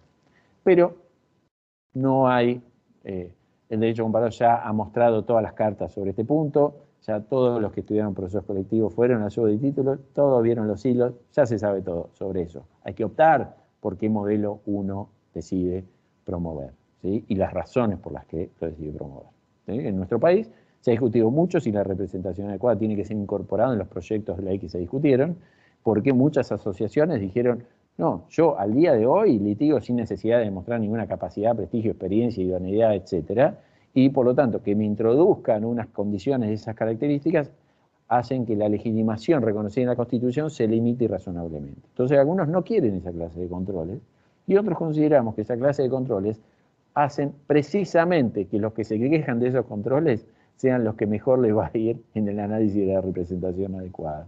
Porque además puedan asegurar que esta herramienta que estamos utilizando no sea usada de un modo contrario a las finalidades para las cuales está pensada. Pero esa discusión, lo que quiero decir es, ya todos fuimos al show de títeres, todos vimos los hilitos, todos vimos lo que se puede hacer con esta herramienta en términos de debido proceso. Vamos a decir cuáles de todas estas técnicas que se han previsto para ponderar y solucionarlo es la mejor, la más adecuada. Además, discutámoslo, plasmémoslo en una ley y después forcémonos como integrantes, operadores del sistema de justicia a asegurar que se apliquen e implementen correctamente. El otro tema, el de la autonomía, ha dado lugar, en cambio, en nuestro país, a un requisito muy difícil de encontrar en otro país en términos nominales, como está exteriorizado en la doctrina del caso Lavi, que es el requisito de que para actuar colectivamente debe demostrarse que existen dificultades al acceso a la justicia en clave individual. El requisito que muchos denominamos de la dificultad, entre comillas, ¿sí? Cuando diga requisito de la dificultad, significa que para actuar colectivamente debe demostrarse que no pudo actuarse individualmente. Requisito que he criticado de todas las maneras posibles, que afortunadamente el anteproyecto de Código Procesal de la Provincia de Buenos Aires no contempla, que la Suprema Corte de la Provincia de Buenos Aires, en los casos López, Adegrán, había prácticamente dejado de lado y había explicado claramente que el proceso colectivo sirve cuando hay obstáculos al acceso a la justicia en clave individual, esto es obvio, el proceso colectivo sirve ahí con su propósito más elemental. Cuando no se puede ir individualmente, el proceso colectivo se agiganta. Cuando sí se puede ir individualmente, hay estímulo para ir individualmente, y todos van individualmente, el sistema corre el riesgo de colapsar. Entonces la Suprema Corte dijo, con el proceso colectivo se busca remediar las dos cosas, de causa López. Se busca remediar acceso a la justicia cuando no van individualmente, y colapso cuando van todos, cuando hay estímulo individual. Por lo tanto, en la lógica de López, en la lógica de la causa López, a mi juicio subyacía claramente la idea de que el proceso colectivo sirve en los dos casos y por lo tanto no es necesario exigir la dificultad del acceso a la justicia en clave individual. Pero en Alavi, y justificado en alguna obra de Lorenzetti, y creo, para ser honesto intelectualmente, justificado de la mejor manera que se puede justificar esta exigencia en un trabajo excelente, que no comparto en ninguna de sus palabras, pero que es excelente, de Leandro Saffi, que trata de justificar por qué debe exigirse esta dificultad en el acceso a la justicia en términos individuales. En líneas generales se suele decir, cuando hay dificultad en el acceso individual, el proceso colectivo es lógico que sea gigante, porque es un instrumento para quebrar esa dificultad. Cuando no hay dificultad y hay divisibilidad, el hecho de que uno demande por los derechos exclusivamente segmentables de otro, significa meterse en su decisión privada individual, particular, protegida por los artículos 17, 19, etcétera, de la Constitución.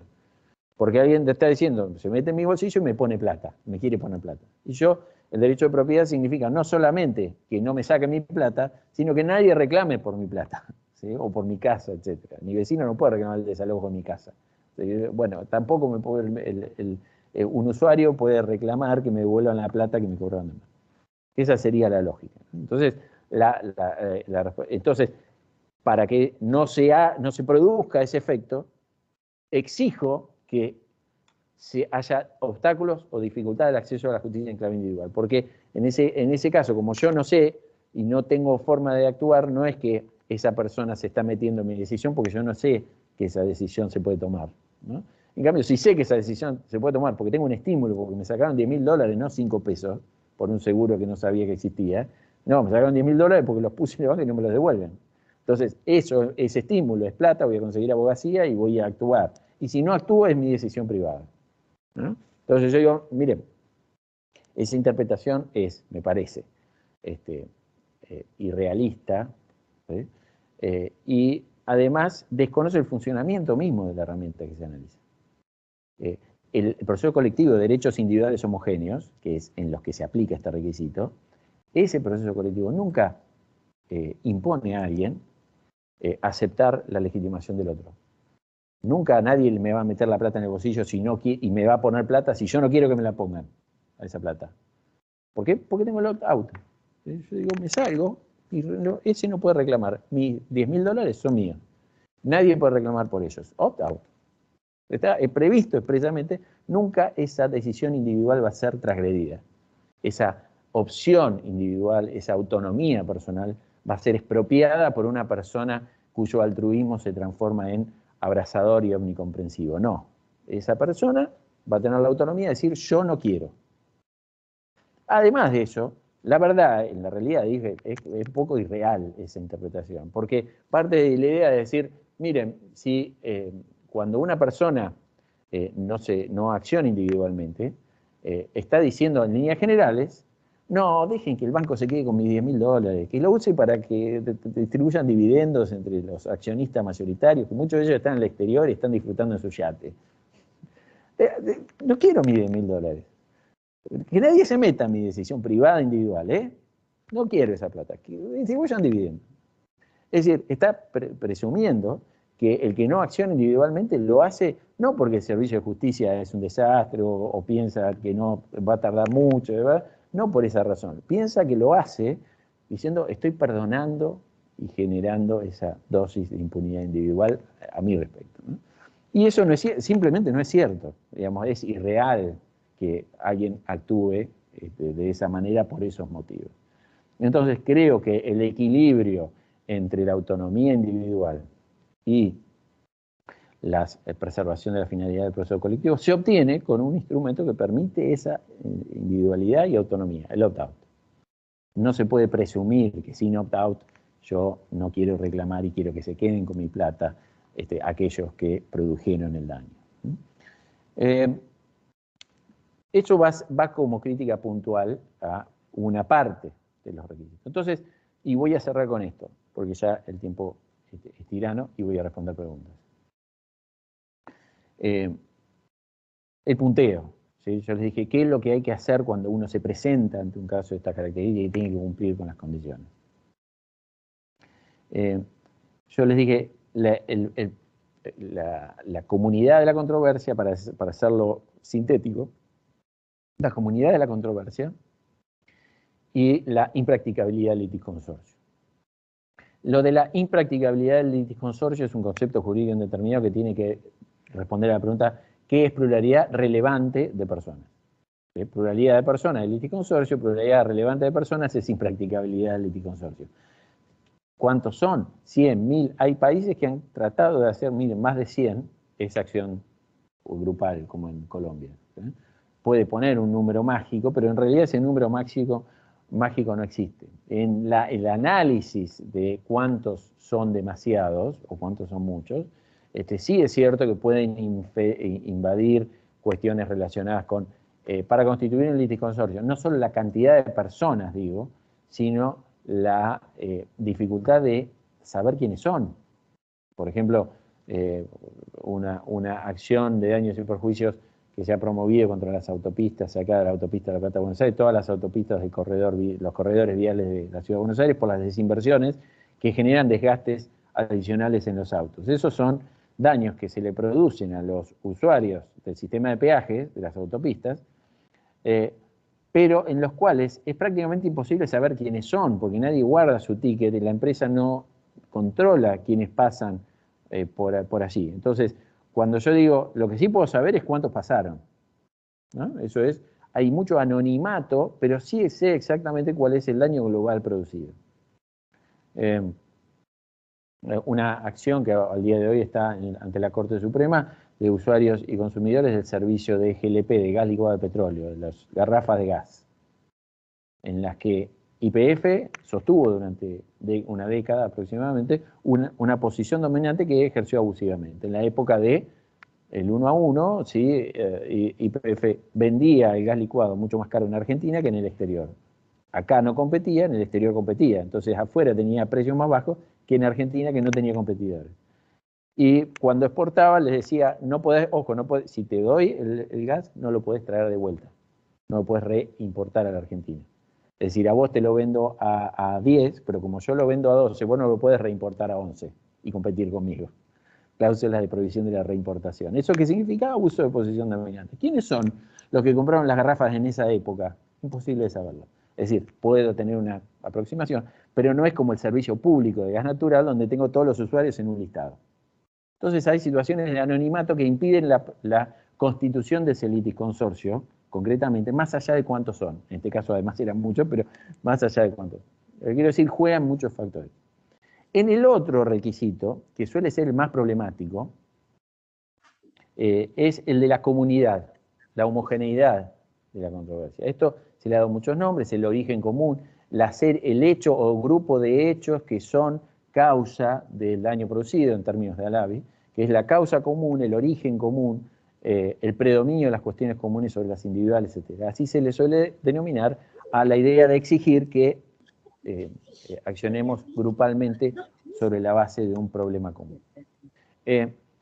Acá la clave, esto también es difícil, porque es difícil saber cuándo las cuestiones comunes son lo suficientemente uniformes como para permitir o para garantizar que la herramienta sea más útil colectivamente que individualmente. Y acá hay algunos estándares que en la práctica vale tener en cuenta. Se los digo con ejemplos porque el tiempo no está a mi favor en este momento. En la causa PADEC del 2013, uno de los casos más importantes de procesos colectivos porque mayoritariamente recibe al AVE y por unanimidad hace lugar a la legitimación colectiva, lo que en el año 2013 decía, se trataba de la ineficacia de cláusulas contractuales que permitían un aumento unilateral de las cuotas de las medicinas prepagas. Entonces, la Asociación de Defensa del Consumidor cuestiona una cláusula que está en un contrato tipo. Cuando lo que se impugna, el estándar clave que hay que tener en cuenta es el estándar de la práctica sistemática. Esa sistematicidad puede surgir, por ejemplo, del carácter de adhesión y tipo de un contrato, en el caso de relaciones contractuales de consumo. Hay veces, en cambio, es decir, si yo quiero actuar en contra de una cláusula abusiva que todas las empresas de servicio público tienen porque está asociada al marco regulatorio del gas, del agua, etc., entonces esa cláusula inmediatamente genera una cuestión común. Por más que sean individuales las consecuencias de esa impugnación, de cuánto me tienen que devolver por haberme aplicado esa cláusula, y hay 5 millones de discusiones. Los 5 millones de usuarios tienen distintas consecuencias a cubrir. O también a veces se produce porque el hecho o el grupo de hechos asociados produjo concentradamente ese impacto. Esto se da muchas veces en los casos de accidentes aéreos, explosiones, apagones, cuando falla el famoso apagón de Edesur, ¿sí? No se hicieron las inversiones, a consecuencia de esa falta de inversiones se produjo un apagón, y ese apagón tuvo 6 millones de consecuencias. Alguno la heladera, al otro la tostadora, y el otro se murió porque era electrodependiente. Entonces tengo distintas, por supuesto, consecuencias de 2 o 3 hechos que tengo que demostrar como causa común. Entonces es otra variante frecuente de este tipo de situaciones. En otros casos no tengo ni contrato ni explosión, llamémosle. Ni contrato ni hecho explosivo. Que son las prácticas, que es lo más frecuente y lo más problemático. Cuando lo que cuestiono son prácticas que lesionan. No está en un contrato tipo. Pero ¿qué pasa? En todas las facturas me viene un cargo o una tasa de interés que es distinta a la que me tiene que pagar. Entonces me vienen de todos los recibos, a los 30 días, no impugné el resumen de cuenta, listo, se acabó la discusión acerca de ese cargo, queda consolidado. En ese caso, la jurisprudencia de la Corte fue evolucionando, exigiendo a quien acciona demostrar que la práctica es sistemática. Es decir, no basta con decir, yo soy usuario, tuve este cargo o me aplicaron estos intereses y consecuentemente todos los usuarios deben estar en la misma situación, le deben haber aplicado. No, tengo que además demostrar la sistematicidad. A veces la discusión es si lo puedo hacer con una diligencia anticipada, una medida de prueba anticipada para acceder a la información que un banco, una compañía de seguro me niega, pero lo claro es que para que me admitan la acción colectiva debo demostrar esta sistematicidad. No basta con demostrar casos individuales, sino una práctica sistemática de hacerlo.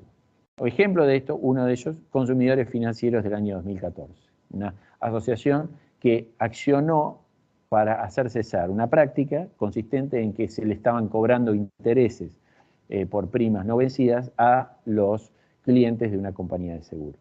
Y la Corte dijo, haciendo lugar a la legitimación, dijo, está demostrado que esta práctica es sistemática, no es el producto de una cláusula contrato tipo como en PADEC, sino de una práctica que además se demostró sistemática. La contracara de esto puede ser Cavalieri. Cavalieri del 2012 es una acción que inició un afectado, un cliente de una obra social, sosteniendo que se le había denegado la provisión de equipamiento fundamental para atender una enfermedad discapacitante o incapacitante. La acción, se le hizo lugar a esa acción en la Cámara y se presentó una ONG de defensa de usuarios y consumidores y dijo, esto que a Cavalieri le dieron, dénselo a todos los que están como clientes de esta obra social y tienen el mismo padecimiento y se le denegó la prestación. Ahí la Corte puso un límite y dijo, está probado que es para Cavalieri le hicieron esto y está mal, y por eso la confirma la sentencia. Lo que no está probado es la práctica sistemática de denegar esta clase de prestaciones a todos los que están en la misma situación. Con esto quiero decir, quiero darles una idea del estándar de la sistematicidad que es fundamental para la admisión de un proceso colectivo y que cada vez más se transforma en una exigencia promovida por los tribunales para que el debate sea más eficiente. Además, está la necesidad de identificar correcta y concretamente al grupo, ¿sí? Necesidad que no requiere identificar individualmente con sus DNI a todos los que forman parte del grupo, pero sí determinar cuáles son las categorías que hacen a una persona ingresar o no dentro de ese grupo. Sobre eso, si quieren en la ronda de preguntas hacemos algunos ejercicios. Una causa restrictiva en este sentido es la causa Loma Negra, es la causa iniciada por una asociación de defensa del consumidor por la práctica de abuso de posición dominante de la empresa Loma Negra en el aporte de los materiales para la construcción, etc. Y finalmente, la idea del requisito de la dificultad, que en Nación, criticado recientemente, recién los he expresado, les paso si quieren después algunos artículos para ser honesto intelectualmente a favor y en contra de este requisito. A mi juicio es claro que este requisito es un error de la jurisprudencia de Alavi, es el gran error de Alavi, que la Suprema Corte no venía cometiendo en López, Adegrán, el año pasado en APOC tampoco.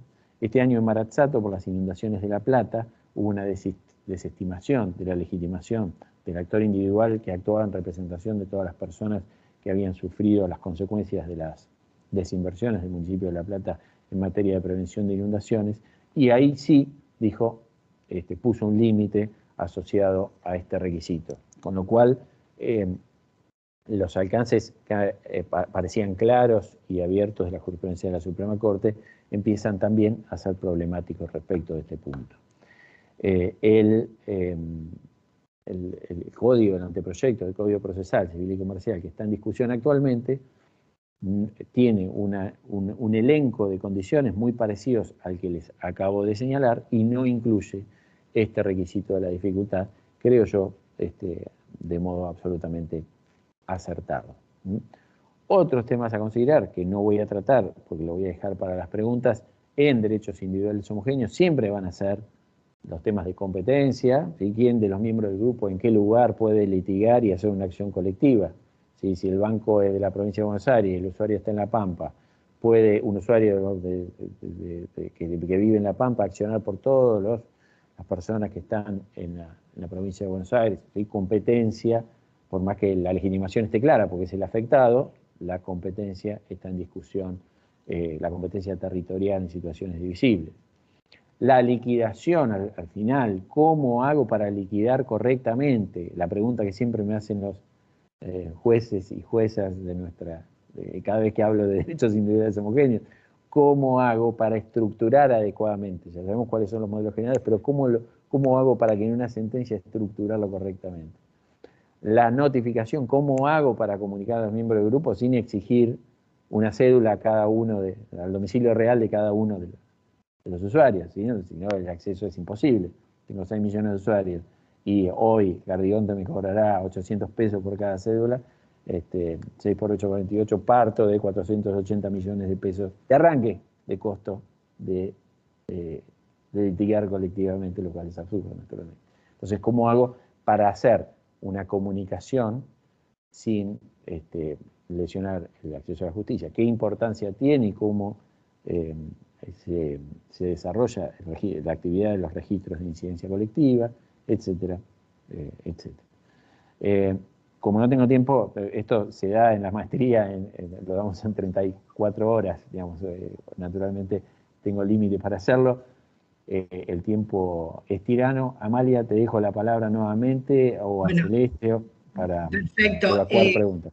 Gracias, doctor Giannini. En primer lugar, lo comprometemos ya para una próxima invitación, porque nos quedan un montón de temas interesantes y prácticos para plantearle. El tema de la competencia, el tema, como dice usted, la cosa juzgada, el tema de la notificación y esta estructuración de la sentencia que realmente es inquietante a la hora de tener que dictar una sentencia. Pero voy a pasarle algunas preguntas antes de hacer los comentarios. El doctor Fernando Castañeda dice: profesor, muchas gracias. Quería preguntarle sobre el control del representante adecuado. ¿Los tribunales siguen los criterios de la ley modelo o han generado sus propios estándares? Yo diría que es donde más opacidad uno encuentra. Lo que la jurisprudencia hace en este sentido es o directamente omitirlo, ¿sí? La Corte Suprema dice hay que controlar esto, pero cuando uno ve la demanda de Alavi se piensa seriamente si cualquier persona que promueve una demanda así lo van a considerar representante adecuado del grupo. Lo que pasa es que ganó Alavi, el problema es que hubiera pasado en caso contrario, ¿no? Lo que quiero decir es que hasta los tribunales que reconocen este requisito como exigible constitucionalmente son bastante reacios a dar las razones por las cuales se controla esa legitimación o ese ejercicio de la legitimación en caso concreto. Lo que sí ha habido o ha empezado a haber son dos problemas, pero repito, esto no es estandarización de los parámetros. Los parámetros, yo diría, si me preguntan qué es lo que pasa lo debería pasar por la cabeza de quien juzga la representatividad, debería haber dos cosas. Algo así como parámetros subjetivos, que son objetivos pero asociados a los antecedentes de la persona que litiga, capacidad, prestigio, experiencia, antecedentes, verificar si tiene un convenio de honorarios que es más o menos razonable como para que no haya un desestímulo, etcétera, o un estímulo indebido. Primera cuestión. Segunda cuestión, algo más bien objetivo del caso concreto, que es cómo actúa, la idoneidad del ejercicio en concreto, la calidad de las postulaciones, el modo en el que demuestra haber analizado la causa previamente antes de promoverla para hacerlo correctamente, recabar la prueba pertinente, ofrecer prueba que sea adecuada. todos esos estándares tienen que ver con la actuación en concreto. Entonces, ¿quiénes y qué antecedentes tiene? En general, permite decir, alguien que tiene estos antecedentes no los va a quemar por una actuación impropia. ¿No es infalible? No, no es infalible. Por eso son parámetros y no recaudos. Es decir, la capacidad, prestigio, experiencia, solvencia, no es un requisito, es un parámetro. Esto es lo que muchos confunden. Es un parámetro. ¿Qué significa? Que todos tuvimos nuestra primera acción colectiva. Esta es la verdad, toda asociación la tuvo, todo abogado tuvo su primera acción colectiva. Ahora, en ese caso, esa persona, ese abogado, esa asociación, no va a tener experiencia, pero lo va a compensar con el modo en que presenta el caso concreto, es decir, con los parámetros objetivos. Por eso son parámetros y no requisitos internos. El requisito es la representatividad adecuada, los parámetros no son infalibles entre sí. No son infalibles entre sí, es decir, que cada uno de esos tiene que ser demostrado específicamente, sino que todos juegan para verificar que va a haber idoneidad. Los problemas uno diría, en caso de duda, estar por un criterio amplio, teniendo en cuenta el valor de la herramienta, que se trata de una herramienta procesal, me refiero, esto es la apertura de estos procesos colectivos, y la facilidad que presentan, digamos, una herramienta facilitadora de acceso a la justicia. Y si uno parte de esa premisa, uno diría, bueno, en caso de duda... a favor de la acción. A favor de la acción. Sí, eso puede ser un parámetro. También uno puede, ahí sí, utilizar el parámetro del estímulo individual como una forma de decir, bueno, mire, si no actúa esta persona, ¿hay alguien que le interese? Y uno llama a todo y nadie levanta la mano, como en la clase, ¿no? Entonces digo, bueno, cuanto más estímulo individual haya, más exigente me voy a volver con la representatividad, tal vez. Cuanto menos estímulo haya, voy a ser más deferente y ver cómo la persona se mueve durante el proceso. Pero donde detecto que hay una insuficiencia en la representación, tengo que acudir a otros legitimados inmediatamente para asegurar que este proceso, al que le estamos dedicando tanto esfuerzo de dirección, de instrucción, etcétera, tenga después un resultado que sea un resultado efectivo, ¿sí? No que tenga la nulidad como consecuencia posterior. Entonces, eso hay que preservar. Perfecto. La pregunta siguiente dice el doctor Guillermo Risi, pregunta, ¿le parece que quizá la cuestión haya sido dejada a criterios netamente casuísticos y en tal caso se vuelve a la falla del legislador, ¿no? Guillermo, supongo que se referirá a la representatividad adecuada, ¿no? Sí, claro. La pregunta. Sí. Yo creo que, la Corte Suprema no indica cuáles son los parámetros. Nosotros en proyectos que hemos redactado con Francisco, con José María, hemos identificado cuáles son, tomando en consideración la jurisprudencia de los tribunales como los americanos, que tampoco tienen cuáles son, pero después se infieren a partir de estos condicionamientos, y de otros documentos comparados donde uno puede decir, bueno, en general, hasta los que no tienen, parametrizan las exigencias tomando en consideración estos aspectos relacionados con la solvencia y la capacidad, los antecedentes, llamémosle, lo que hizo el litigante hasta ahora, y otro es lo que está haciendo y lo que va a hacer, ¿no? Que es lo que le llamamos parámetros más bien objetivos actuales de funcionamiento y actuación.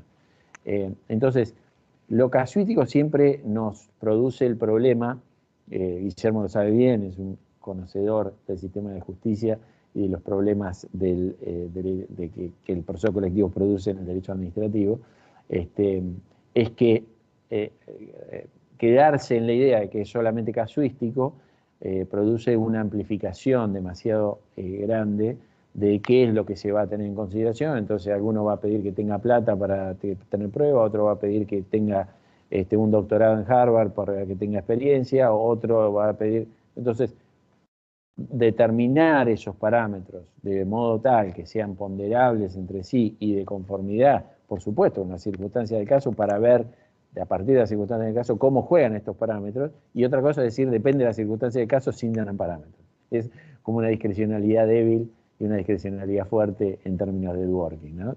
Yo prefiero que sea débil en ese sentido, tener parámetros y saber que tengo que orientarlos hacia optimizar esos parámetros. Usted alude al proyecto que hicieron con los doctores Francisco Berbic y José María Salgado, y entonces, si en esa opacidad legislativa que, bueno, que hasta ahora nos caracteriza, diría que con este proyecto es optimista sacando aquella crítica que hizo relativa a la inaplicabilidad de las cuestiones en lo contencioso administrativo, pero quitando esa nota, en términos generales, considera que se trata de una solución que vendría de todas, digamos, a traer soluciones, de una propuesta que vendría a traer soluciones. En materia de procesos colectivos es indudable que sí, hay algunas cosas para mejorar. Yo participé de las últimas discusiones, en la próxima discusión de la mesa ya presenté las observaciones concretas, que la mayoría de las situaciones son técnicas, de cómo se resuelven determinados requisitos, la no previsión de la acción colectiva pasiva, que para mí es un instrumento importante, donde el grupo está en el polo pasivo y no en la defensa de los derechos del grupo, sino en la actuación ilegítima del grupo, de la acción colectiva pasiva, que también debería ser incorporada. Y fundamentalmente, esto es muy importante, me parece, en términos prácticos, que no fue considerado, y propongo que lo sea, la interacción entre el proceso colectivo, de carácter representativo, y otra forma de solucionar las controversias masivas, es decir, las formas conocidas como de incidente de resolución de casos repetitivos, casos testigos, etc. Que es lo que se da cuando todos actúan, cuando todos ejercen el opt-out, o cuando la acción colectiva no se promueve directamente. ¿Sí? El anteproyecto dispone que cuando se dan muchas controversias masivas, etc., el juez tiene el deber de convocar al Ministerio Público para decirle si no quiere iniciar la acción colectiva y de este modo resolverlo de ese modo.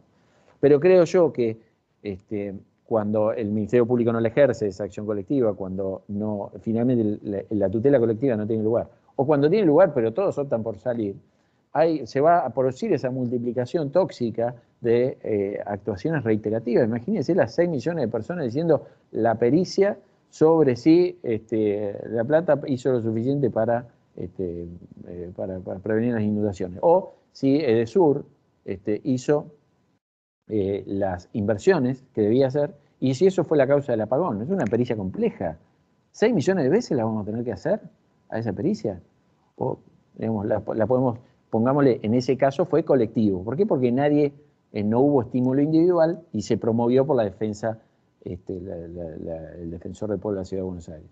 Pero pongámosle que no existe esa defensa y que todos promueven esas acciones, o que a iniciar la acción colectiva muchos optan por salir y se genera esta necesidad de reiterar sistemáticamente. Bueno, en ese caso tenemos alternativas para cuando la cuestión es de derecho, se puede usar los incidentes de demanda repetitivas, una sola causa produce el paso por todas las instancias, vuelve y el presente se aplica a la resolución homogénea de las controversias individualmente presentadas de conformidad con la prueba procedida en ello.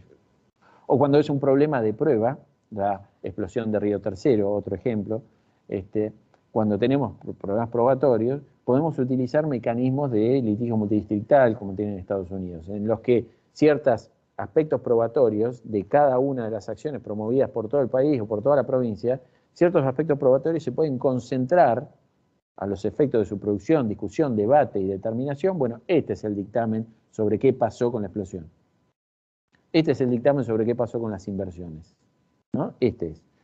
¿Por qué? Porque hicimos un proceso en el que un tribunal quedó a cargo de todos los aspectos relacionados con esa prueba, recibió las opiniones de todos, hizo una audiencia pública, el perito se expidió, las partes de todos los procesos tuvieron oportunidad y finalmente la prueba se produce multidistritalmente. Después esa fase común, que puede ser todo el proceso, puede ser una parte del proceso, etcétera, termina con la decisión que cada tribunal va a hacer. Entonces, cuando hay comunidad de hecho, cuando hay comunidad de derecho, hay mecanismos distintos al proceso colectivo que pueden jugar o que pueden servir como apoyo complementario a la legitimación colectiva que está mejor prevista en el anteproyecto. Esto, segundo, no está previsto y sugiero su incorporación. En cualquier caso, la observación inicial que hice, el problema del artículo 993 del Código del Anteproyecto, es un verdadero caballo de Troya de la iniciativa. Eso sí es un caballo de Troya. Es decir, tenemos un código presentado como un código de la democracia, con perspectiva de derechos, con ampliación de accesos, con un debate moderno, basado en oralidad, en oficinas de gestión, con buena gestión de casos, que se aplica a controversias, salvo a las controversias en las que están en juego muchas veces los derechos económicos, sociales, culturales, que tienen al Estado como legitimado pasivo casi directo, automático, por lo menos como un colegitimado por omisión.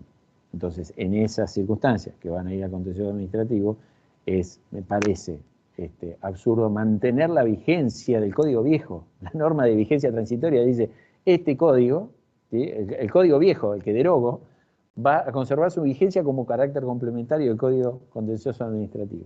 Eso no tiene, creo yo, no le encontré otra explicación que no sea el Estado temiendo a la herramienta que está probando, temiendo a la amplitud que produce la herramienta que está probando.